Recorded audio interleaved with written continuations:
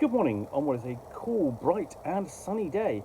It is Wednesday the 26th of July. I'm in the reading Nook with a nice hot cup of tea and a cat who is not ours and a parcel to unbox. Okay, let's open. Okay, come away fairly easily. And what I've got in here is something quite special.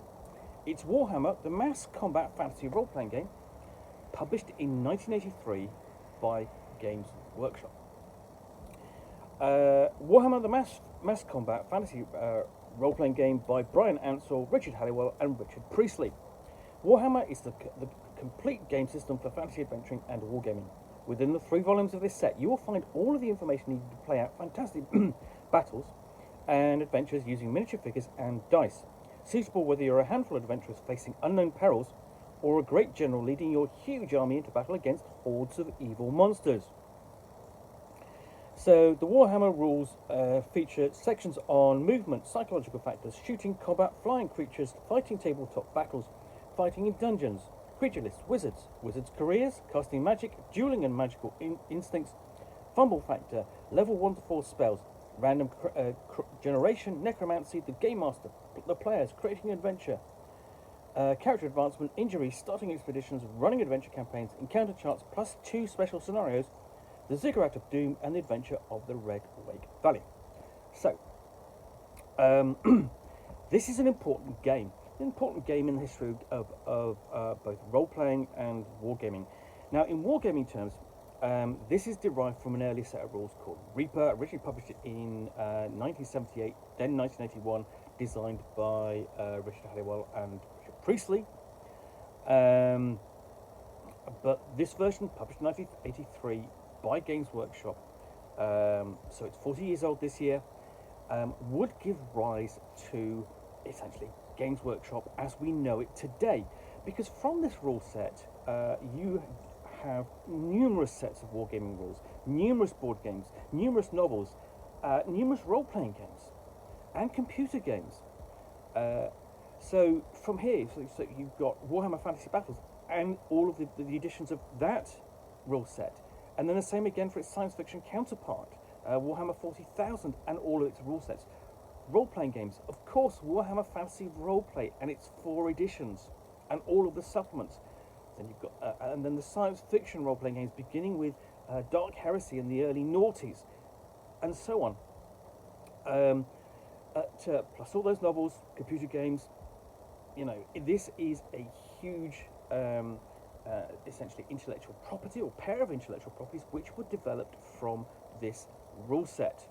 Now, the interesting thing about this is it was designed as sort of like as to really do 2 things. To essentially work as a set of mass combat rules, and then also enable you to do role-playing with it, which is an odd kind of sort of like artifice, because it developed from here more into the wargaming rather than the role-playing game. They separated after this. So there's a mixture of wargaming and role-playing in here, which also harks back to the Braunstein games of the sort of like the very early 1970s, which would inspire E. Gary Gygax and Dave Arneson in their development of Dungeons and Dragons as a role-playing game. So let's have a look inside and see what's in here. Now, the other thing to remember is I don't remember ever having had a look at this. I've never played it because I'm not particularly a wargamer. I sort of like wargaming. I like the look of wargaming, but time and painting skill and actual skill at wargames tends to have eluded me. So inside we have 3 volumes. We have Tabletop Battles, Magic, and Characters. So have a look at, we've got Mass Combat, Fighting in Dungeons, and Monster Types in the first book. And the first thing I noticed is sort of like, you know, you will, the art style screams early 80s, British role-playing, British fantasy, British gaming fantasy, and Games Workshop. And the other thing about it is, I mean, having it done an unboxing of its forebear, Reaper, this is a lot easier to read. But it certainly looks like the layout of style of Games Workshop from the 80s. It's not dissimilar to the sort of the layout of, or the look of the layout of the sort of Call of Cthulhu scenarios that Games Workshop would publish during this period.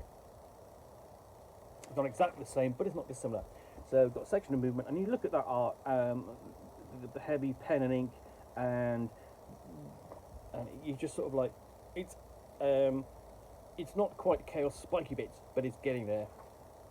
So we've got a section of movement, things like the counter charge, crossing obstacles, running away, and you've got these movement charts as well for like wheeling and then interpenetration, changing frontage, so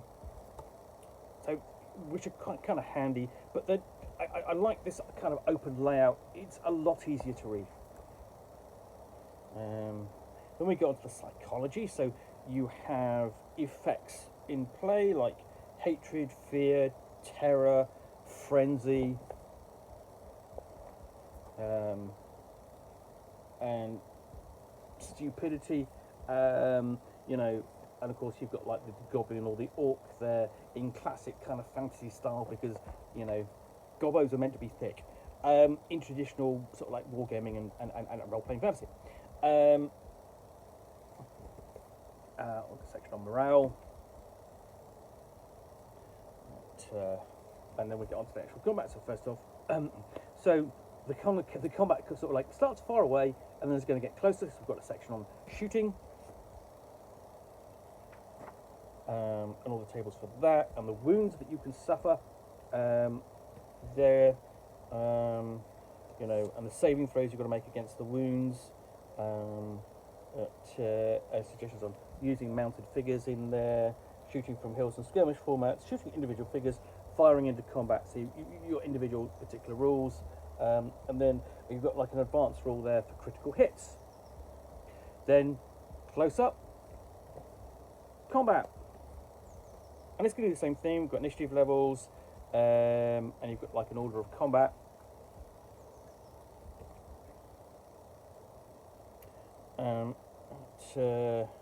Throw to hit, and you know, basically this is measured by sort of like comparing the opponent's weapon skill versus the attacker's weapon skill.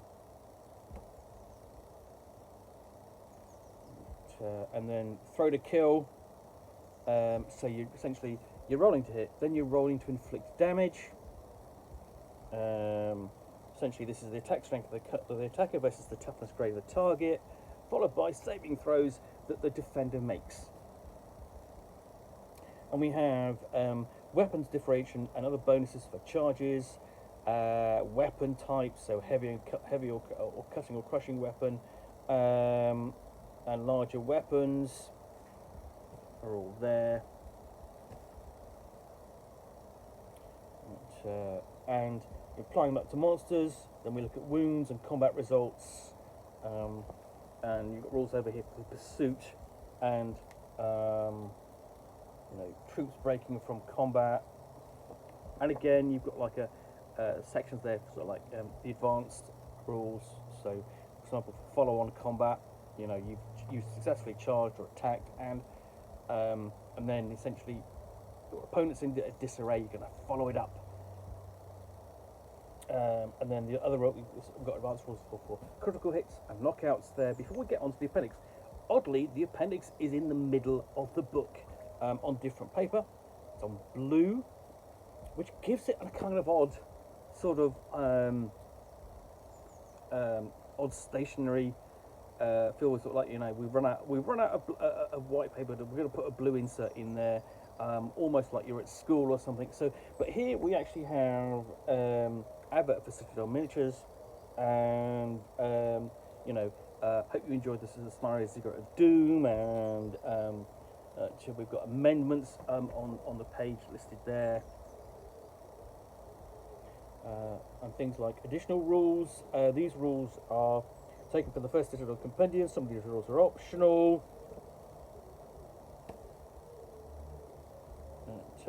Covering willpower, call, leadership, and other effects. And we've got some ideas on here. So essentially, here are some options. You know, you can think about bringing into play a word on dice and troop lists. For, you know, a form to fill out, and basically the reference tables there. But I mean, the other thing effect is sort of like you've got a, what you've actually got there is sort of like a very quick, easy reference because it's on blue paper. You can find it in the middle of the book. Next, we have the actual rules for tabletop battles, quite short.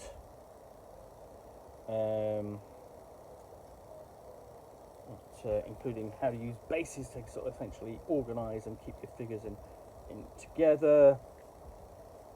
Fighting in dungeons, because hey, that's where you get the sort of individual characters kind of come into it.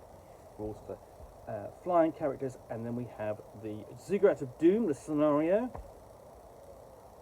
which is, you know, pits the dwarves, and there's their stats down below.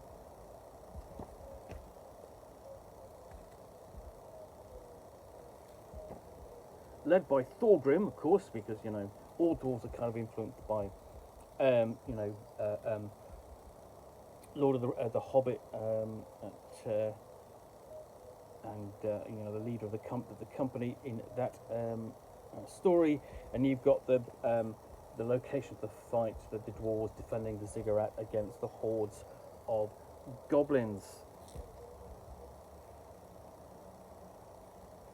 Then we get into creature lists, rules for poison and regeneration, and then we've got a list of essentially a little quick index to the monsters here, listed here.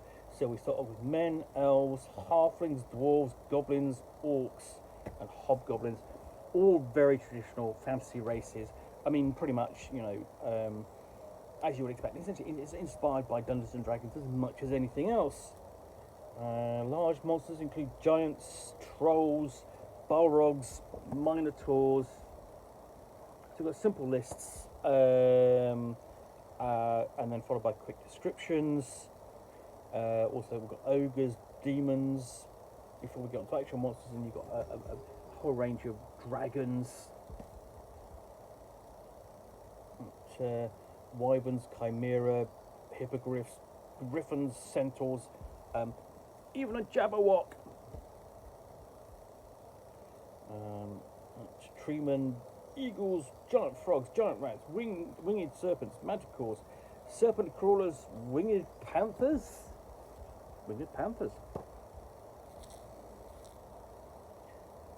Carnivorous birds, harpies, giant riding reptile, giant insects.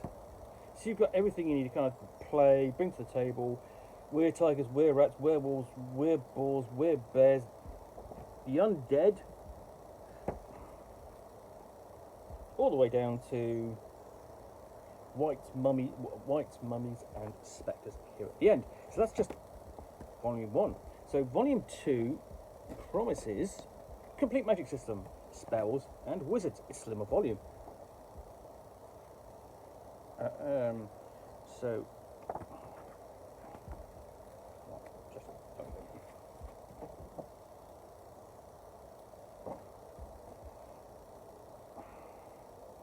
So got rules in here for mastery, so novice, acolyte, adept, and magician or mage. So you've got 4 levels, and constitution and life energy of your wizard. Before we get on to how to cast spells. So taking into account time to prayer, talisman, spell level, energy, time to rest, remarks. So it's taking you through the whole process of casting a spell in Warhammer, the mass combat fantasy role-playing game.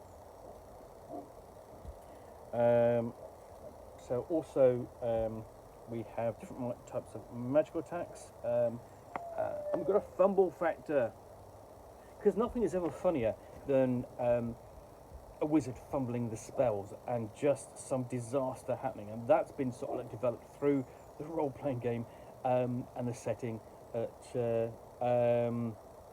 we have wizards and characters.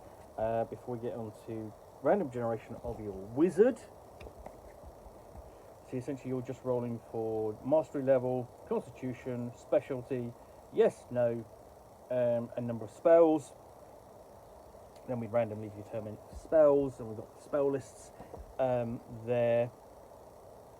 And you're rolling on those with percentile dice. Before we get into the great list of spells, starting off with Alarm and Blessing and Blessed Sword, Cure Light Injury, Detect Hidden Doors, and again you kind of have sort of like a mixture of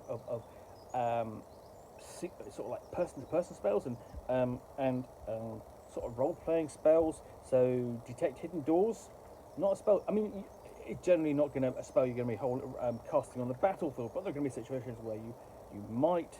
So yeah, lengthy list of spells, simple explanations, and all kind of feeling like they've been drawn from fantasy role-playing in general. There is no getting away from it. It kind of feels like it's inspired by Dungeons and Dragons, so doing things sort of like that necessarily designed for sort of like both wargaming and role-playing. So here we are up to spell level 4. I mean, there's not a huge amount of artwork in here, but the layout is clean and tidy and easy to look at. And I've got a section on necromancy. So, level 1 spells, Raise Recent Dead, Hold Undead, Summon Undead, Banish Undead.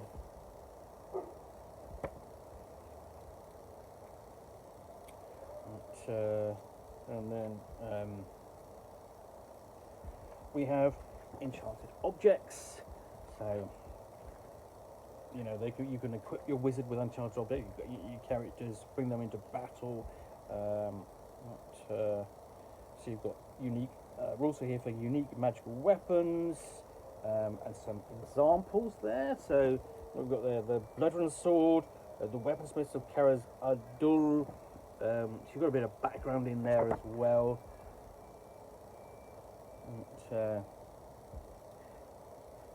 And then talismans.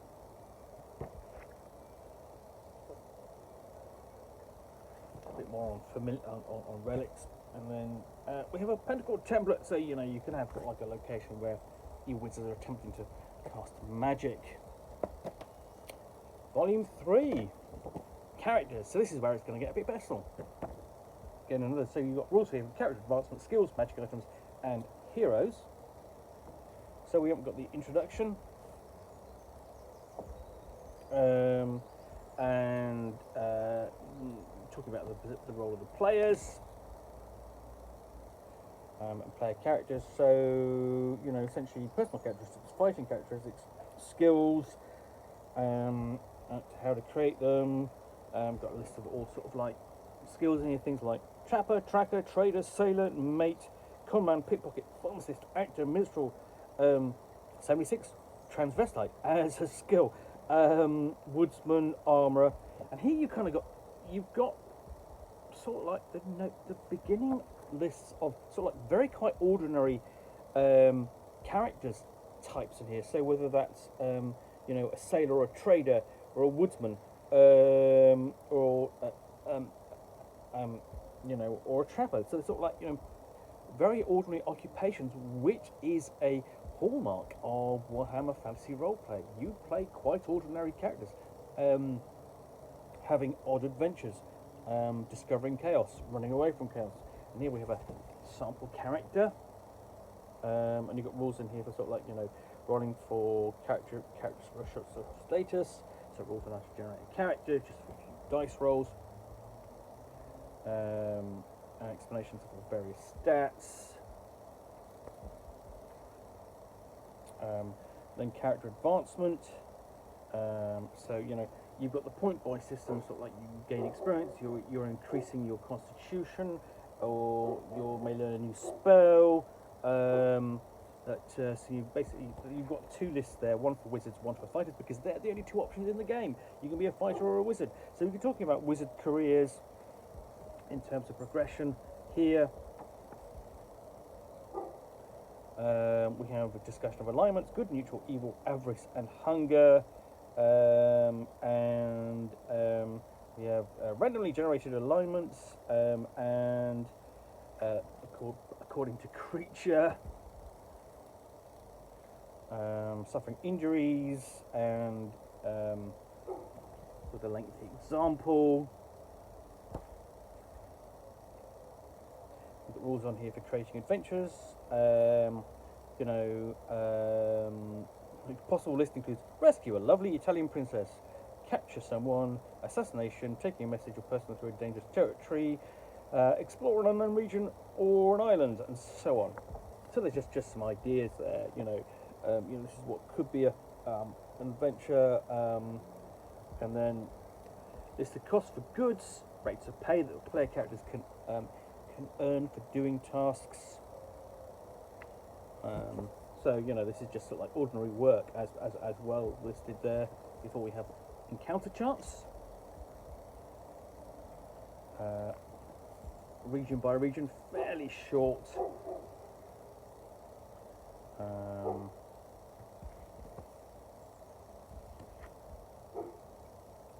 And then Redwake River Valley is the adventure. So quite a big map there. You've got Troll Hills, Four Settlers Little Settlement.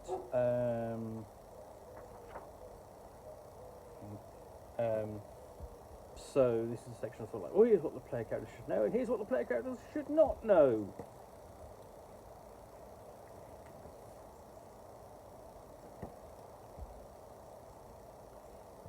And so we even have essentially a tower location infested with orcs, and a mini dungeon underneath.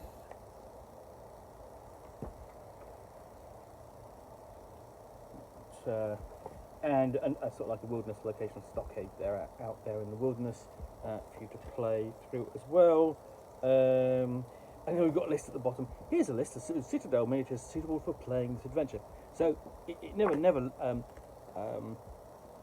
forgets that essentially what it's trying to do is sell miniatures to play the game with, because obviously that's what Citadel Miniatures wanted to do, which is sell miniatures, and using your own set, and then using your own set of rules is one way to do it. So yeah, that's Warhammer, the mass combat fantasy role-playing game.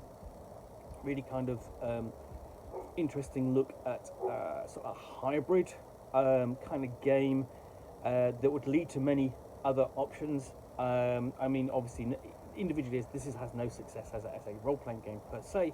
As a battle game, as a miniatures game, much more successful. Before, of course, both parts would be split off and spun off into their own properties, as it were. Anyway, so yeah, Warhammer, the mass combat fantasy role-playing game, published 40 years ago, 1983, by Games Workshop. So, I hope you've enjoyed this unboxing in the Nook. If you have, then please do click on the like button down below. And if you've got any comments or feedback, I do appreciate you taking the time to post those. And lastly, if you want to be alerted to get more unboxings of the Nook, where you'll see me out here with a package containing a book or game, which I will unbox and chat about to the best extent of my knowledge for roughly 10 minutes or so, all of course accompanied by a nice hot cup of tea. Then please do click on the subscribe button down below. Thanks again for watching another unboxing of the Nook. Back again soon with another one. Bye for now.